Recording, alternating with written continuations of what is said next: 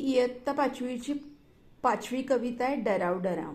ऐका आणि वाचा. ह्या कवितेचे कवी आहेत ग. पाटील. डराव डराव डराव डराव, का ओरडता उगाच राव. पत्ता तुमचा नव्हता काल, कुठून आला सांगा नाव. धोधो पाऊस पडला फार, तुडुंब भरला पहा तलाव. सुरू झाली आमुची नाव, आणि तुमची डराव डराव. बटपटी डोळ्याचे ध्यान, विचित्र तुमचे दिसते राव. सांगा तुमच्या मनात काय, ही घ्या छत्री ही घ्या नाव.